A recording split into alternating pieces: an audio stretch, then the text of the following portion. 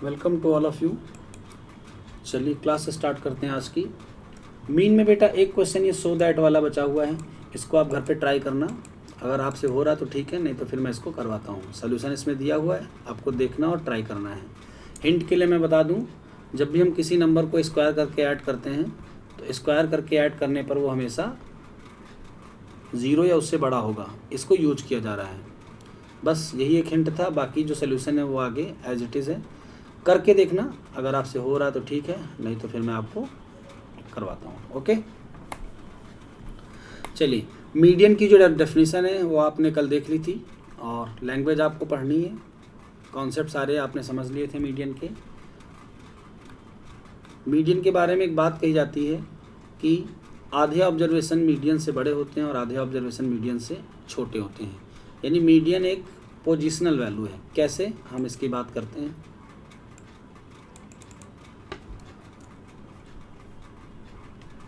हमारे पास 5 वैल्यूज़ हैं, 1, 2, 6, 10, 50। ये सारी अरेंज हैं असेंडिंग ऑर्डर में। अगर हम यहाँ पर मीडियन की टेस्टिंग करें तो मीडियन कहाँ पर है, पहले से गिनूँ तो तीसरे नंबर पर है और बाद से भी गिनूँ तो तीसरे नंबर पर है। यानी इसकी एक पोजीशन होती है, इसकी क्या पोजीशन है, थर्ड। यानी इसीलिए हम मीडियन को क्या कहते हैं, पोजिशनल एवरेज। हम इसको कैलकुलेट करके नहीं निकालते हैं कि हम सबको जोड़ें फिर n से डिवाइड करें, वो मीन में होता है। यहाँ पर ऐसा हमें कुछ भी नहीं करना होता है। तो median is a positional value. Okay, आगे बढ़ते हैं। अगर मान लो हम 1 की जगह पे -10 रख दें और इस 50 की जगह पे 1000 रख दें, तो क्या इस मीडियन पे कोई फ़र्क पड़ा? मीडियन कैसे निकालते हैं, डेटा को असेंडिंग ऑर्डर में अरेंज करते हैं, फिर जो मिड पे होता है वही तो मीडियन बनता है। तो अगर हम -10 की पोजीशन देखें तो वो 2 के पहले ही तो होगा, और 1000 की पोजीशन देखें तो 10 के बाद ही तो होगा। यानी हमने 2 वैल्यूज़ बदल दी और हमारी मीडियन पे कोई फ़र्क नहीं पड़ा। यहाँ से एक बात ये प्रूफ होती है कि मीडियन ऑल ऑब्जर्वेशन पे बेस्ड नहीं है।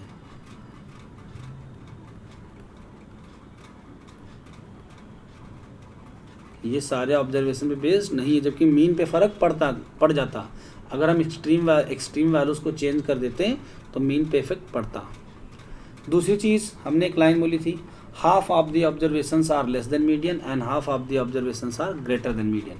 तो आपको दिख रहा होगा 6 से छोटे कितने लोग हैं, 2, और 6 से बड़े कितने लोग हैं, 2। अगर हम इवन की बात करें तो मान लो हमारा इवन का डेटा होता, तो इवन के केस में हम 3 इधर 3 इधर, बीच की 2 वैल्यूज़ का एवरेज बनाते हैं मीडियन, तो इसका एवरेज आएगा 11। अब देखो 11 से छोटे कितने लोग हैं, 3 लोग, और 11 से बड़े कितने लोग हैं, 3 लोग।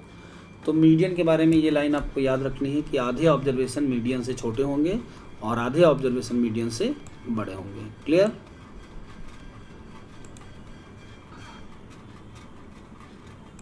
ठीक है।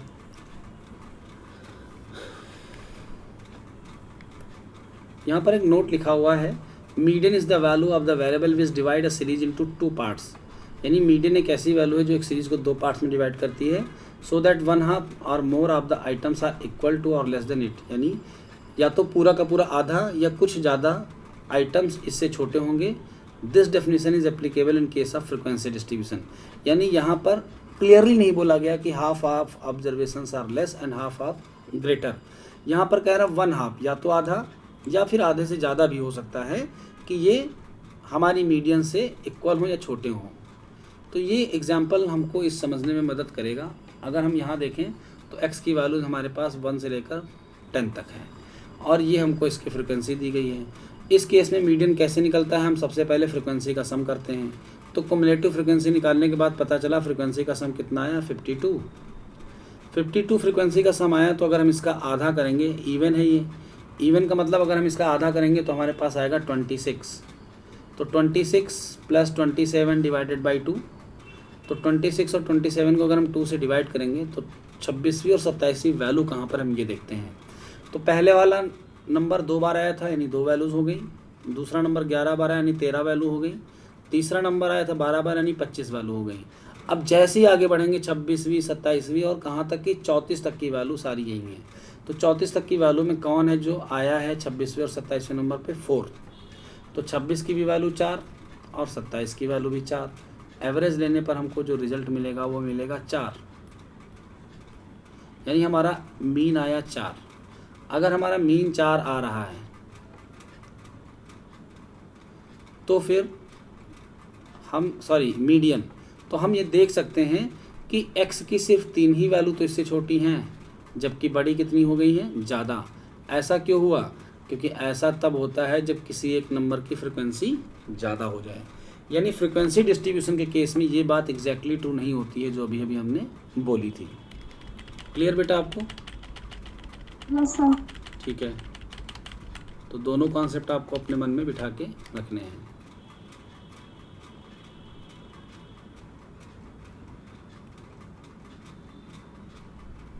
चलिए आगे बढ़ते हैं।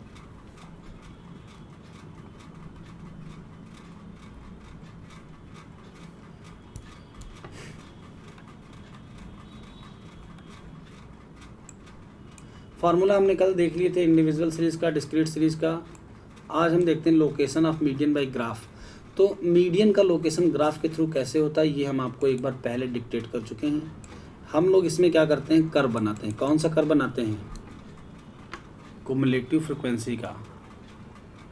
अगर आपको कुमुलेटिव फ्रिक्वेंसी का कर्व याद हो, कैसे हमने बनाया था, ऐसे कुछ बढ़ते हुए बनाया था एक कर्व, इसको हमने कहा था लेस देन टाइप, और एक कर्व ऐसे बनाया था, इसको कहा था मोर देन टाइप, याद है? Yes sir. फिर हमने कहा था इनका जो कट पॉइंट होता है अगर उससे हम परपेंडिकुलर ड्रॉ करें एक्स एक्सिस पे तो हमको मिलती है मीडियन की क्लास, और अगर हम इसको ड्रॉ कर दें कहाँ पर, वाई पर, तो हमको मिल जाता है मीडियन। तो हम मीडियन को ग्राफ से भी ऐसे प्लॉट करके निकाल सकते हैं। आपको एक प्रैक्टिकल शायद मिले ऐसा कि आप फार्मूले से भी मीडियन कैलकुलेट करोगे और ग्राफ बनाने के बाद यहाँ से भी बताओगे कि मीडियन कैसे निकालते हैं। ठीक है, तो location of median by graph को पढ़ लेना, इसमें कुछ ऐसा नहीं है, ये हम पहले समझा चुके हैं आपको। अगर कहीं कोई लैंग्वेज परेशान करे तो बताना, और ये कम इम्पॉर्टेंट है, मतलब ये आपके एग्जाम के पॉइंट ऑफ व्यू से नहीं, लेकिन जानना चाहिए। आते हैं मेरिट डिमेरिट पर। पहली मेरिट है इट इज़ रिजिडली डिफाइंड। अगर हम 4 लोगों से कहें मीडियन कैलकुलेट करो तो क्या ये अलग अलग आएगा आंसर में? यानी ये रिजिडली डिफाइन है, कठोरता से डिफाइन किया गया है, यानी फ्लेक्सिबल नहीं है कि चेंज हो जाए। Second, it is easily to understood. क्या मीडियन समझने में कठिनाई हुई? नहीं, आसान है समझने में। एंड ईजी टू कैलकुलेट, और बिल्कुल कैलकुलेट करने में भी तो आसान था मीडियन, क्यों बताओ बेटा? Yes sir. ठीक है, आगे बढ़ते हैं। लिखा है in some cases it can be located merely by inspection, यानी कुछ केसेस में हम इसको देखकर ही बता सकते हैं। जैसे कि हमने लिखा 2 3 4 6 7 8, हमने बीच वाले 4 को बता दिया ये मीडियन है, यानी कुछ केसेस में हम इसको देखकर ही बता सकते हैं कि मीडियन क्या है। आगे it is not all affect by extreme values, ये एक्सट्रीम वैल्यूज से बिल्कुल भी अफेक्टेड नहीं होता। अभी अभी हमने आपको दिखाया, हम अगर इस 2 को चेंज करके -10 कर दें और इस 50 को चेंज करके 10,000 कर दें, ये है एक्सट्रीम वैल्यूज़।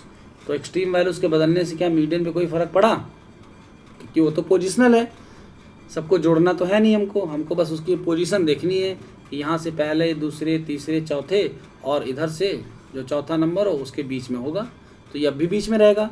ये 2 क्या बने और ये 50 क्या बनेगा, इससे कोई मतलब नहीं है। बस ध्यान रखना 2 की वैल्यू इससे छोटी करना और 50 की वैल्यू इससे बड़ी करना, ये नहीं कि उसको बीच में ले आओ। अब पता चला एक वैल्यू बढ़ा रहे हो और उस वैल्यू का मान है 11, तो वो तो यहाँ पे लाई करेगी ना, तो ये एक्सट्रीम कहाँ हो, ये तो मिड वैल्यू हो गई। हमको एक्सट्रीम वैल्यूज़ में चेंज करने होते हैं, ठीक है। तो मीडियन कभी भी एक्सट्रीम वैल्यूज से इफेक्टेड नहीं होती है। It can be calculated for distribution with open ended classes, यानी हम अगर क्लासेस हमारी ओपन इंड हैं तो भी हम कैलकुलेट कर सकते हैं। क्या ओपन इंड का मतलब? यहाँ का जो शुरू वाला पॉइंट था और जो यहाँ का लास्ट वाला पॉइंट था ये आगे और बढ़ जाए तो भी हम इसे कैलकुलेट कर सकते हैं।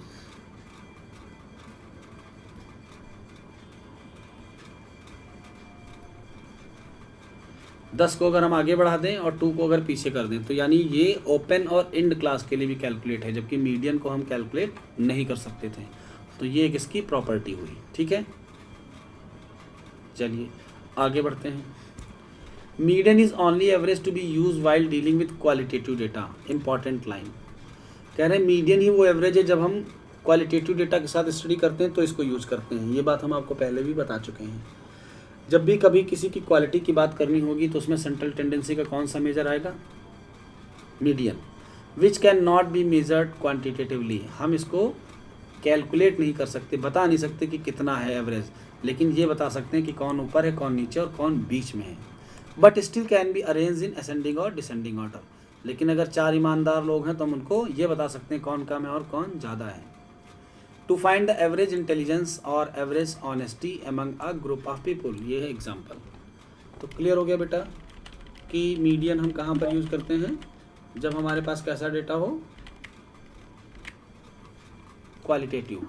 ओके, तो मीडियन ही एवरेज है जो हम इसमें यूज़ करेंगे। आगे आते हैं। Demerit in case of even number of observations. ये किसकी डिमेरिट है? क्या डिमेरिट है मैं आपको समझाता हूँ। मान लो हमारा जो ऑब्जर्वेशन है वो इवन हो जाए।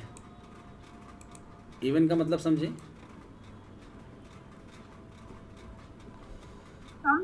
हाँ, मान लो हमारे पास 6 ऑब्जर्वेशन है, तो 6 ऑब्जर्वेशन के केस में उनमें से कोई मीडियन नहीं बनता है। अगर हम 5 ऑब्जर्वेशन का केस देखें, 2, 3, 4, 5 एंड 6, तो जो चौथा ऑब्जर्वेशन था जिसकी वैल्यू 4 थी वही मीडियन बन गया।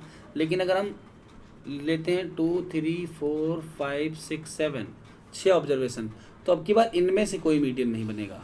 मीडियन कौन बनेगा? इसका और इसका एवरेज। यानी ये नंबर तो हमको दिया ही नहीं था हमारे डेटा में, फिर भी ये मीडियन बन गया।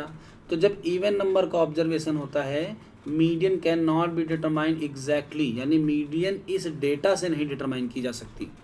We merely estimated by taking the mean of 2 middle values. हम इसको 2 मिडिल वैल्यूज़ के एवरेज से निकालते हैं, यानी दिए हुए डेटा से मीडियन नहीं आती है। क्लियर?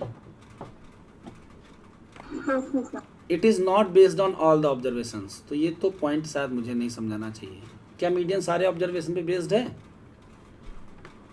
No sir. ये हो गई इसकी demerit. It is not amenable to further algebraic treatment. हम मीडियन का आगे यूज़ नहीं करते हैं बहुत ज़्यादा, मीन का करते हैं। मीडियन का केवल मीन डेविएशन अबाउट मीडियन में करते हैं, बस एक जगह पे, और इसका कोई आगे यूज़ नहीं है। As compared with mean it is affected much by fluctuation of sampling. अगर हम इसको मीन से कंपेयर करें तो डेटा चेंज करने पर मीडियन पे बहुत ज़्यादा फ़र्क नहीं पड़ता है, थोड़ा फ़र्क पड़ेगा, ज़्यादा नहीं। It requires the data to be arrange. Median की एक ड्रॉबैक और है। अगर हमको 1000 लोगों का नंबर दिया गया और आपसे कहा जाए मीडियन निकालो, तो पहला काम क्या करना पड़ेगा? इस डेटा को असेंडिंग या डिसेंडिंग ऑर्डर में अरेंज करना पड़ेगा। जब तक डेटा अरेंज नहीं होगा तब तक निकलेगा नहीं। ये बात क्लियर हो गई? तो एक हमारे पास मीडियन में एक्स्ट्रा काम बढ़ जाता है डेटा को अरेंज करने का, है ना? ठीक है, तो ये भी एक इसकी डिमेरिट है कि हम पहले डेटा अरेंज करें असेंडिंग डिसेंडिंग ऑर्डर में, फिर हम बैठ के निकालें मीडियन। तो ये होता है विच इन्वॉल्व्स कंसिडरेबल वर्क, यानी कुछ काम हमारा बढ़ जाता है। It may not be affected by changing few extreme values. Median कभी भी प्रभावित नहीं होता अगर हम एक्सट्रीम वैल्यूज़ को चेंज कर दें। That is why median is called insensitive. इसीलिए मीडियन को इनसेंसिटिव कहा जाता है, यानी इस पर कोई फ़र्क ही नहीं पड़ा। शुरू वाली वैल्यू को हमने 2 की जगह -10 किया और बाद वाली को 50 की जगह 1000 कर दिया, और मीडियन पे कोई फ़र्क नहीं पड़ा, यानी ये इनसेंसिटिव है, असंवेदनशील है। तो ये इसकी एक डिमेरिट है। तो मीडियन की डिमेरिट समझ में आई? आगे बढ़ें? Yes sir. चलिए ठीक है, आगे बढ़ते हैं।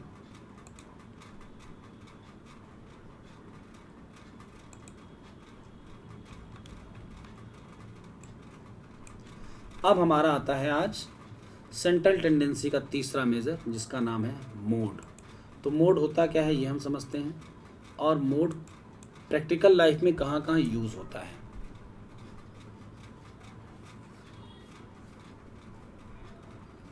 मोड को हिंदी में कहते हैं बहुलक। बहुलक का मतलब जो ज़्यादा बार आए वो होता है मोड। तो मोड का यूज़ मार्केट में बहुत किया जाता है। मार्केट में ये देखने के लिए कि ऐसी कौन सी चीज़ है जो ज़्यादा बार यूज़ की जा रही है, जिसकी डिमांड ज़्यादा है, तो हम मोड का यूज़ करते हुए मार्केट के नेचर को समझते हैं और प्रोडक्शन उस चीज़ का बढ़ाते हैं जिसकी डिमांड ज़्यादा होती है। जैसे अगर हम मार्केट में ये देखें कि बाटा कंपनी है जूता बनाने वाली, ये जूता बनाती है। हमने एक सर्वे करवाया 10,000 लोगों पर और हमने कहा 10,000 लोगों का सर्वे करके ये पता करो कि कौन आदमी किस नंबर का जूता पहनता है। तो हमने देखा 1,000 लोग ऐसे थे जो 4 नंबर का जूता पहनते थे, 2,000 लोग ऐसे मिले जो 5 नंबर का जूता पहनते थे, 6,000 नहीं, हम 3,000 कर लेते हैं, 3,000 लोग ऐसे मिले जो 6 नंबर का जूता पहनते थे और हमारे पास 4,000 लोग ऐसे मिल गए जो 7 नंबर का जूता पहनते थे। तो हम अगर इसको x माने इसको x माने और इसको माने फ्रिक्वेंसी, तो 4 नंबर की फ्रिक्वेंसी 1,000 है, 5 नंबर की 2,000 है, 6 की 3,000 और 7 की कितनी है 4,000। तो सबसे ज़्यादा फ्रिक्वेंसी किसकी आई? 7 नंबर जूता की। तो जब बाटा कंपनी ने सर्वे कराया तो उसने कहा कि 10,000 लोगों में तो 4,000 लोग वही मिल गए जो 7 नंबर का जूता पहनते हैं। तो अगर हमारे पास किसी सिटी की पॉपुलेशन 1 लाख है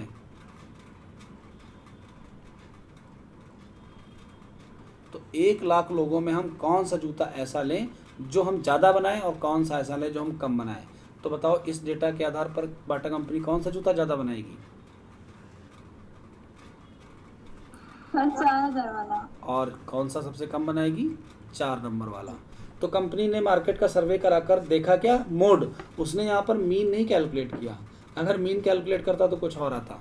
उसने सीधे मोड देख लिया और जान गया कि मार्केट का या लोगों के पैर का साइज का जो सेंट्रल टेंडेंसी की वैल्यू है मोड वो कितनी है? 7। तो अब वो कभी भी और कहीं भी जाएगी उसका टारगेट रहेगा सबसे ज़्यादा जूते कौन से नंबर के बनने? 7 नंबर के। ठीक है। तो मोड यहाँ पर काम करता है कि हम कैसे सेंट्रल टेंडेंसी की वैल्यू को मोड के थ्रू समझते हैं और फिर उसको हम अप्लाई करते हैं। तो मोड की डेफिनेशन क्या होती है? Mode is the value for which frequency is maximum, यानी जिस किसी भी डेटा की फ्रिक्वेंसी सबसे ज़्यादा है वही मोड है। The value of a variable which occurs most frequently is called the mode.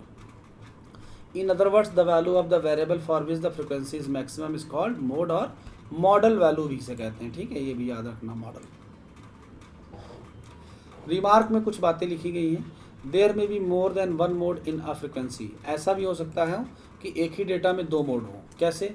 मान लो हम 12,000 लोगों पे सर्वे कर रहे होते और हमारा 6 नंबर का भी 4,000 निकल आता और 8 नंबर के 1,000 लोग निकल आते हैं। तो अब की बार हमने देखा कि 4,000 लोग 6 नंबर का जूता पहनने और 4,000 लोग 7 नंबर का।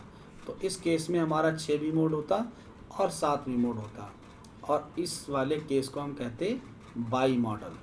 यानी जब 2 मोड होते हैं तो हम उसको बाई मॉडल कहते हैं। सिंगल मोड होने के केस में हम उसको यूनी मॉडल कहते हैं।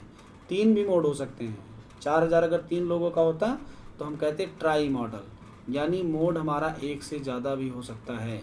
मल्टी मॉडल उसको कहते हैं। क्या कहते हैं? Multi modal. तो मोड हमारे 1 से ज़्यादा भी हो सकते हैं। मीन 1 से ज़्यादा नहीं हो सकता। एक डेटा का एक ही मीन होगा, एक डेटा का एक ही मीडियन होगा, लेकिन मोड 1 से ज़्यादा हो सकता है। क्लियर? आगे with 2 modes is called bimodal, with 3 modes is called trimodal, and with many modes it is called multimodal. If each value occurs only once then there is no mode, या फिर हम कह लेंगे सारे के सारे मोड हैं। यानी अगर हमारे पास कोई एक डेटा हो जिसमें सब एक बार आए हों, जैसे एक कॉलेज के बच्चे में 4 नंबर लाने वाला एक बच्चा, 10 नंबर लाने वाला एक बच्चा, 20 नंबर लाने वाला एक बच्चा, 30 नंबर लाने वाला एक बच्चा, तो इसमें से कोई हाईएस्ट नहीं है, सबकी फ्रिक्वेंसी बराबर है। तो या तो हम कहेंगे कोई मोड नहीं है या तो कहेंगे सब मोड है। सबकी फ्रिक्वेंसी बराबर है और हाईएस्ट भी है, क्योंकि एक से बड़ा कोई है नहीं तो उसी को हाईएस्ट मानेंगे हम। तो हम यहाँ पर कहते हैं या तो कोई मोड नहीं है या तो सब मोड है। क्लियर? तो in each value occurs only once then there is no mode और all the values are modes. Line याद रखेंगे। But in any one or more of the following cases. लेकिन अभी कुछ केसेस और हैं जिसकी हम चर्चा करते हैं। पहला, if the maximum frequency is repeated, यानी अगर मैक्सिमम फ्रिक्वेंसी कई बार रिपीट कर जाए। दूसरा, अगर maximum frequency occurs in the very beginning और एट द एंड। हम लोगों का जब डेटा लेते हैं तो डेटा का हम एक सिमेट्रिकल पॉइंट लेकर चलते हैं। जैसे डेटा हमारा बढ़ना शुरू हुआ, हम आपको एक डेटा लिख कर दिखाते हैं। 4 वाले 1000 लोग थे, 5 नंबर वाले 2000 हुए, 6 नंबर वाले 5000 हो गए, 7 नंबर वाले 5000 हो गए। इसी तरीके से अगर हम आगे बढ़ें, जूते का साइज़ 8 नंबर वाले 2000 हो गए, 9 नंबर वाले 1000 हो गए। तो हमारा जो डेटा है वो 1000 से शुरू हुआ और 1000 पे ख़त्म हो गया। और आपको दिख रहा होगा धीरे धीरे बढ़ा है, फिर धीरे धीरे घटा है। तो जब कभी भी हम इसको प्लॉट करेंगे ग्राफ पेपर पे, तो ये 4, 5, 6, 7, 8 और टोटल कितना था 9। तो अगर हम इसकी प्लॉटिंग करेंगे तो 4 का 1000 है और 9 का 1000 है। 5 का अगर देखें तो 2000 था और 8 का भी 2000 है। 6 का देखें तो 5000 है और 7 का भी 5000 है। तो अगर हम इसका कर्व ऐसे बनाएं तो हम ऐसे कर्व को सिमेट्रिकल कर्व कहते हैं। यानी जब हमारा डेटा सिमेट्रिकल होता है तो जो भी हाईएस्ट दिखता है हम उसको मोड मान लेते हैं। लेकिन कभी कभी हमारा डेटा कैसा होता है, स्क्यूड होता है। स्क्यूड का मतलब कि स्टार्टिंग की वैल्यू हाईएस्ट हो जाए या लास्ट की वैल्यू हाईएस्ट हो जाए। ऐसे केस में हमारा कर्व या तो ऐसे बनेगा या फिर ऐसे बनेगा। इसको हम स्क्यूड कहते हैं, पॉजिटिवली और निगेटिवली। ठीक है, स्क्यूनेस तो हमने आपको थोड़ा बहुत बताया ही होगा, याद है कि नहीं? Yes sir. ठीक है, तो मोड के केस में इस बात का ध्यान रखना होता है, if the maximum frequency occurs in the very beginning, यानी अगर स्टार्टिंग में मैक्सिमम फ्रिक्वेंसी और at the end of the distribution और लास्ट में। एंड तीसरा केस, पहला केस क्या था, मैक्सिमम फ्रिक्वेंसी बार बार आए। दूसरा केस था या तो स्टार्टिंग में आए या तो लास्ट में आए। तीसरा केस है if there are irregularities in distribution. कैसे? इरेगुलरिटीज़ का मतलब पहली बढ़ गई, दूसरी घट गई, फिर बढ़ गई, फिर घट गई, इसको कहते हैं इरेगुलरिटीज़। तो अगर डिस्ट्रीब्यूशन में इरेगुलरिटीज़ पाई जा रही है, the value of mode is determined by the method of grouping. तो मोड को निकालने का क्या तरीका होता है? एक तरीका है जिसको हम कहते हैं मेथड ऑफ ग्रुपिंग। हम आपको ये मेथड पढ़ाएंगे। वैसे तो हम मोड को डायरेक्ट देख लेते हैं, जिसकी फ्रिक्वेंसी ज़्यादा वही बन गया मोड। लेकिन इन 3 सिचुएशंस के होने पर हम मोड को कैसे निकालते हैं? मेथड ऑफ ग्रुपिंग की मदद से। ओके, तो क्या ये होता है ये मेथड और कैसे कैलकुलेट करते हैं, हम आपको दिखाते हैं। चलिए आगे बढ़ते हैं। लोकेशन ऑफ मोड आज नहीं, लोकेशन ऑफ मोड की चर्चा बाद में, क्योंकि इसके लिए आपको ग्राफ पे आना पड़ेगा।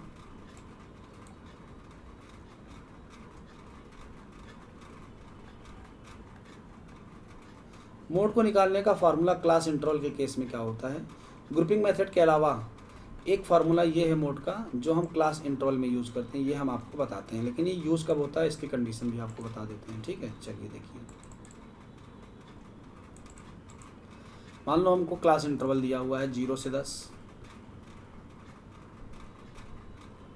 10 से 20, 20 से 30, 30 से 40 और 40 से 50। हमको इनकी फ्रिक्वेंसी भी दी है 5, 8, 25, 10 और 2। तो इस केस में मोड की डेफिनेशन के according mode is the value of x for which frequency is maximum. तो दिख गया कि फ्रिक्वेंसी ये मैक्सिमम है, लेकिन हम इसके लिए एक्स क्या लें? क्योंकि ये तो 20 से 30 के बीच की फ्रिक्वेंसी है। तो 20 से 30 के बीच में तो बहुत सारी वैल्यूज़ हैं, 20 है, 21 है, 22 है और 30 तक सारी वैल्यूज़ हैं। तो किसको मोड माने? तो क्लास इंटरवल के केस में हम मोड को कैलकुलेट करते हैं। कौन से फार्मूले से? पहला स्टेप होता है कि हम मॉडल क्लास सेलेक्ट करें। मॉडल क्लास क्या होती है? जिसकी फ्रिक्वेंसी हो मैक्सिमम, जिसकी फ्रिक्वेंसी मैक्सिमम वो बन गई हमारी मॉडल क्लास। ये हमारी मॉडल क्लास। मॉडल क्लास की फ्रिक्वेंसी को नाम देते हैं F1, इसके पहले वाले को F0 और बाद वाले को F2। अब कैलकुलेशन का फार्मूला क्या है? L+। L क्या है? मॉडल क्लास की लोअर लिमिट 20 पुट कर देंगे। यहाँ पर हम लोग क्या लिखते हैं? Into H। H क्या होता है? H होता है height of model class. Model class की हाइट कितनी यहाँ पर है? 10। और F1 माइनस F0 होता है 2F1 minus F0 minus F2। यानी ऊपर हम लिखते हैं F1 माइनस F0, यानी इस वाली से इसको घटाते हैं तो कितना आएगा? 25 माइनस 8। नीचे क्या करते हैं? 2 टाइम्स F1 और फिर इसमें से F0 और F2 दोनों घटाते हैं। तो 2 टाइम्स F1 का मतलब 25 को अगर 2 से मल्टीप्लाई करेंगे तो क्या हो जाएगा 50, माइनस यहाँ से 8 और 10 दोनों लेस करेंगे। चलिए इसको सॉल्व करके देखिए कितना आ रहा है। तो 25 से 8 जाएंगे, कितना बचेगा 17, 10 से मल्टीप्लाई कर लो और 50 से ये 18 घटा दो तो बचेगा 32। तो इसको जब हम लोग सॉल्व करेंगे तो हमारा निकल के आएगा मॉडल वैल्यू। लेकिन ये हम तभी अप्लाई करते हैं जब हमारी फ्रीक्वेंसी ऐसी हो, सिमेट्रिकल ऑर्डर में बढ़ती जाए फिर घट जाए, इरेगुलर ना हो। इरेगुलर के केस में फार्मूला अप्लाई नहीं होता है। ओके, तो इस फार्मूला को हम यूज करते हैं क्लास इंटरवल के केस में। पूरा फार्मूला और सारे डिस्क्रिप्शंस दिए हुए हैं। एक नीचे नोट लिखा हुआ है, ये आपके ऑब्जेक्टिव क्वेश्चन के लिए मोस्ट इंपॉर्टेंट है। देखिए क्या लिखा हुआ है। जब हमने मीन पढ़ लिया, मोड पढ़ लिया और मीडियन पढ़ लिया, तो अगर हमको किसी सिमेट्रिकल डेटा के लिए मीन की वैल्यू पता हो, मीडियन की वैल्यू पता हो, तो क्या हम मोड निकाल सकते हैं? या तीनों में से कोई एक दो पता हो और हमको तीसरा निकालना हो, तो हम एक फार्मूले का यूज़ करते हैं। लेकिन याद रखना, फार्मूले का यूज़ कब करते हैं? जब हमारा डेटा कैसा हो, सिमेट्रिकल। यानी अगर हम डेटा का ग्राफ बनाएं तो लगभग ऐसा बनना चाहिए। मतलब ऐसे थोड़ा बहुत ऊपर नीचे भी हो सकता है, ज़रूरी नहीं कि एग्जैक्ट आए, लेकिन ऐसा होना चाहिए, तभी हम इस फार्मूले को अप्लाई करेंगे। फार्मूला क्या होता है? आपने सबसे पहले क्या पढ़ा? मीन। फिर क्या पढ़ा? मीडियन। फिर पढ़ा मोड। रिवर्स ऑर्डर में लिख लो। और फार्मूला होता है mode equal to 3 median minus 2 mean. 3 median minus 2 mean. हम इसको ऐसे भी समझ सकते हैं, 3 माइनस 2 इज इक्वल टू 1। अब आप इसमें क्रम से लगाइए। पहले आपने मीन पढ़ा, फिर आपने मीडियन पढ़ा और फिर आपने पढ़ा मोड। बन गया formula, mode equal to 3 median minus 2 mean. अब यहाँ से कहा जाए आपका कि मीन का फार्मूला बनाओ, तो मीन को इधर ट्रांसफ़र करके मोड को इधर ट्रांसफ़र करके बना सकते हैं हम। यहाँ से हम मीडियन का फार्मूला भी बना सकते हैं। तो एक याद रखिए, क्या? Mode equal to 3 median minus 2 mean. तो इसको बेटा एकदम रट लेना फार्मूले को, इससे बेस क्वेश्चन ऑब्जेक्टिव में कंफर्म है, मिलेंगे। ठीक है, ओके सर। योग्यता आ गई क्या? No sir. ओके, अब ग्राफ से कैसे लोकेट करते हैं इसकी चर्चा आज नहीं करेंगे। ग्राफ से भी हम मीडियन को निकाल सकते हैं। मेरिट और डिमेरिट पे आते हैं। It is readily comprehensible and easily understood. यानी हम सिर्फ डेटा को देखते हैं और देखते हैं फ्रिक्वेंसी किसकी ज़्यादा और पटाख से बता देते हैं ये मोड है। तो रीडली कम्प्रिहेंसिबल यानी समझने में बहुत ज़्यादा, पढ़ते ही समझ में आ जाता है। एंड ईजिली अंडरस्टूड, और आसानी से। It is easy to calculate, in some cases it is located by mere inspection. Calculate करना आसान है, कुछ में तो हम परीक्षण करके ही बता देते हैं। It can be very easily determined from the graph, और हम इस तरह का ग्राफ बना के भी इसको आसानी से बता सकते हैं। It can be calculated for distributions with open and and classes. यानी मोड निकालते समय पहली वैल्यू कितनी भी छोटी हो और आखिरी वैल्यू कितनी भी बड़ी, उससे कोई फ़र्क नहीं पड़ता है। हम मोड कैलकुलेट कर सकते हैं, क्योंकि मोड में हमारे पास बीच की वो वैल्यूज़ इंपॉर्टेंट होती हैं जहाँ की फ्रिक्वेंसीज ज़्यादा आई हैं। It is not affected by extreme values. शुरू की वैल्यूज़ और लास्ट की वैल्यूज़ पे कोई फ़र्क अगर पड़ता है, वो छोटी बड़ी होती हैं, तो मोड पे फ़र्क नहीं पड़ता है। जैसे 4 नंबर वाला 3 नंबर कर दो, 8 नंबर वाले को 12 नंबर कर दो, कोई फ़र्क नहीं पड़ेगा। 7 नंबर वाला जितने लोग हैं वो उतने ही रहेंगे, तो मोड हमारा वही रहेगा। It can B conveniently located by the frequency distribution. यानी हम इसको फ्रिक्वेंसी डिस्ट्रीब्यूशन से समझ सकते हैं। कैसे? मान लो हमने एक कर्व बनाया ऐसे, तो हम यहाँ देख पा रहे हैं कि कर्व का जो पीक है वो यहाँ पर है। तो जैसे हम इसको प्लॉट करेंगे, हमको यहाँ पर x की एक वैल्यू मिल जाएगी, और यही वैल्यू बन जाती है मोड। यानी हम किसी का जब ग्राफ बनाते हैं तो देखते हैं हाईएस्ट वैल्यू कहाँ गई है, फिर इसको यहाँ पर परपेंडिकुलर ड्रॉ करते हैं, और ये x की वैल्यू जिसके लिए ये प्रोबेबिलिटी मैक्सिमम हो वही x बन जाता है मोड। तो हम इसको ग्राफ से आसानी से बना सकते हैं। ठीक है, चलिए आगे बढ़ते हैं। Conveniently located if the frequency distribution has unequal class intervals provided the model class and the classes preceding and succeeding it are of the same magnitude। यानी हम इसको कन्वीनियंटली लोकेट कर सकते हैं कब, जब फ्रिक्वेंसी डिस्ट्रीब्यूशन में क्लासेस अनइक्वल हो जाती हैं और हमको मॉडल क्लास की और उसके प्रोसीडिंग क्लास की और सक्सीडिंग क्लास की फ्रिक्वेंसीज पता हो। डिमेरिट पे आते हैं। It is ill defined. Ill defined का मतलब अभी तक दोनों में आया था रिजिडली डिफाइंड, यानी ऐसा हो सकता हो कि एक ही डेटा पर एक आदमी कहे मोड 4 है, दूसरा आदमी कहे मोड 5 है, या फिर अगर डेटा सिमेट्रिक नहीं हुआ, पहले घटा फिर बढ़ा फिर घटा फिर बढ़ा, तो लोग कंफ्यूज हो जाते हैं कि मोड इसको माने कि इसको माने किसको माने। तो ये इल डिफाइंड है, यानी सही तरीके से डिफाइन नहीं होता है, सिचुएशनल है, बदल जाता है। It is not always possible to find a clearly defined mode. हमेशा ऐसा संभव नहीं हो पाता कि हम बता पाएँ कि वास्तव में मोड कौन है। It is not based upon all the observations. ये तो मीडियन के साथ भी था, मीडियन भी सारे ऑब्जर्वेशन पे बेस्ड नहीं था, ये भी नहीं बेस्ड है। It is not capable of further mathematical treatment. Mode का आगे कोई यूज़ नहीं है, केवल एक यूज़ है, स्क्यूनेस का एक फार्मूला होता है जो मोड की मदद से निकलता है, mode minus median upon SD के फॉर्म से। तो केवल एक फार्मूला है, लेकिन मीन का बहुत यूज़ है, तो इसका आगे कोई यूज़ नहीं, सिर्फ मोड पढ़ लेंगे, उसके बाद कोई यूज़ नहीं। सम डिस्ट्रीब्यूशन है more than one mod. Mode की ये भी एक डिमेरिट है, कुछ में ये एक से ज़्यादा मोड होते हैं। जैसे कि बाइनोमियल डिस्ट्रीब्यूशन हम अगर पढ़ाएंगे आपको नेक्स्ट सेम में, तो वहाँ पर हम आपको दिखाएंगे कि अगर n+1 इंटू पी की वैल्यू इंटीजर आती है तो हमारे डिस्ट्रीब्यूशन में 2 मोड एग्जिस्ट करते हैं। ठीक है, वो आप अगले पेपर में देखोगे। As compared with mean, mode is affected to a greater extent by fluctuation of sampling. यानी अगर हम मीन से इसको कंपेयर करें तो मोड फ्लक्चुएशन ऑफ सैम्पलिंग से ज़्यादा इफेक्ट होता है, यानी अगर फ्रिक्वेंसीज चेंज की जाएंगी तो मोड पे इफेक्ट ज़्यादा पड़ेगा। तो ये थी डिमेरिट्स ऑफ मोड। तो अब तक आपने मीन पढ़ लिया, मीडियन पढ़ लिया, मोड पढ़ लिया। अब आपका आता है ज्योमेट्रिक मीन, हार्मोनिक मीन। तो अब आपका काम है कि आप मीन, मीडियन, मोड तीनों रिवाइज कर लो।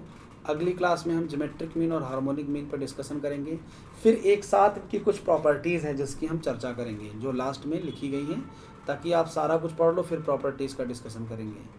तो हम लोग सेंट्रल टेंडेंसी के 5 मेजर को इस तरीके से पढ़ेंगे कि एग्ज़ाम में अगर थ्योरेटिकल क्वेश्चन भी आए कि मीन क्या है, मीडियन क्या है, मोड क्या है, उनकी प्रॉपर्टीज़ क्या हैं और उनकी मेरिट और डिमेरिट क्या हैं, तो हम आसानी से इसको लिख पाएँ। तो आज की क्लास बेटा यहीं तक रखते हैं, फिर हम लोग मिलेंगे 12 तारीख को सेम टाइम पे, और बस 12 के बाद आपकी क्लास हम रेगुलर कर देंगे, फिर आपका अल्टरनेट ना होके रेगुलर हो जाएगा। ठीक है, थैंक यू, जय हिंद।